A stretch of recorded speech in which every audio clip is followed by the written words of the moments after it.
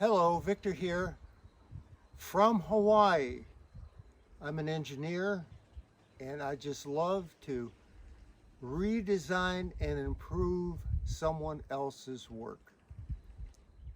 We're upgrading a water catchment tank pumping system, and we're going to remove this shallow well pump that was never strong enough to give us adequate flow and pressure.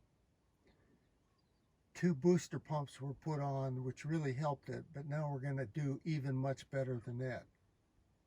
This will remain, and this is automatic booster pump that will even out the flow between 40 and 60 pounds per square inch.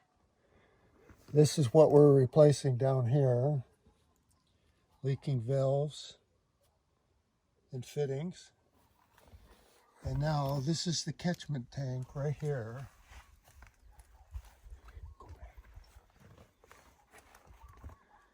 It holds 10,000 gallons. What we're going to do is install this pump. It's a 110 volt deep well pump that has a starter box built right into the pump.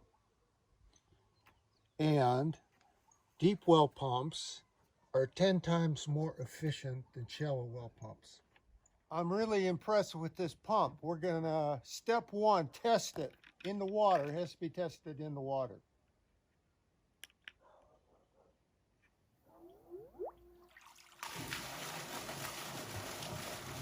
Okay. Step two is mounting the pump in the catchment tank. Beginning with properly trimming the end of the pipe so that when the fitting's installed and a foam pad is placed at the edge of the tank, it will rest about an inch above the bottom of the tank. You can't put it all the way down. Also, a torque arrestor has been added to reduce the torque and to keep the pump away from the inside of the tank where the liner is. And lastly, on this step, we have two polypropylene ropes that constitute a 3-point mounting system. So this is going to go down into the tank, over the edge of the tank with another piece of foam, and then come down equidistant and tied off here. It's going to take some of the weight off the fitting. This thing now weighs about 30 pounds, and it's just too much weight to hang off the edge of the tank. So I'm going to do that now, and then we'll get into step 3 later on, making final connections. Okay, we're on step 3 now. And this is how the pump is mounted. This is an old tennis ball cut in half. And it secures the two 1/4 inch polypropylene ropes. And right here is the newly installed pressure switch and pressure gauge in the existing system.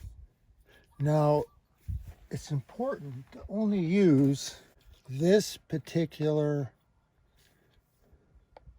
pressure switch. The reason being it's the best quality, and it's only $23 delivered to your home from Home Depot, if you want to take that number down. And what's nice about this switch is the tank gets low and the pump starts sucking air, the pressure goes down, and when it goes down to 30 psi, it shuts the pump off so the pump doesn't get destroyed running dry. So the final step in all this is going to be to take the sump pump out and reuse some of the fittings. The new pump is already in the tank and just needs a final connection. Now, one of the reasons why this setup, even with 3 pumps in series, could only generate 40 psi is the diaphragm has failed. To prove that, that's why water's coming out here, is the diaphragm failed and it just doesn't work as it should. So this is all coming out, and in about an hour we should have a finished project. Okay, it's all finished and we're going to start the pump. We have to start the pump manually and get it beyond 30 psi, then it becomes automatic.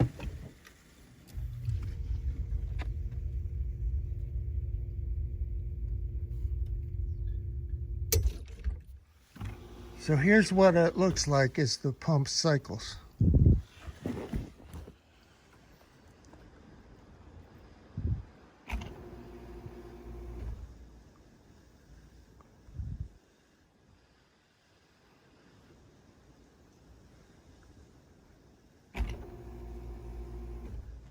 Okay, Vic here, step number 4. Finished, and it works fantastically. This is the pressure gauge that goes from pump shuts off 65 and goes down to 40, and it will fill that 30-gallon tank in less than 30 seconds. Okay, so what we have here is the spigot connected before the filter for irrigation purposes, watering the plants. And this is the pressure we have now.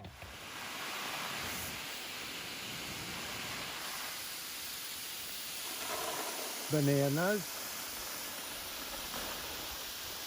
papaya, coffee trees, pineapple,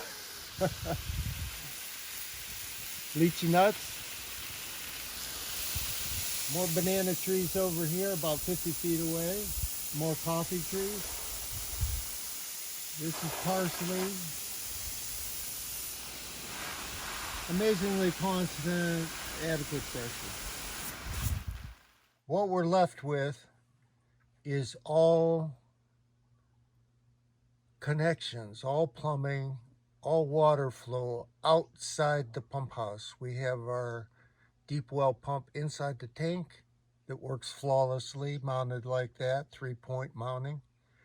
We had to add a 30-gallon water tank to even out the flow. It takes a lot of current, 30 amps, to start a 1-horsepower motor. So our controller, gauge, water tank, filter, check valves, spigots, everything is in a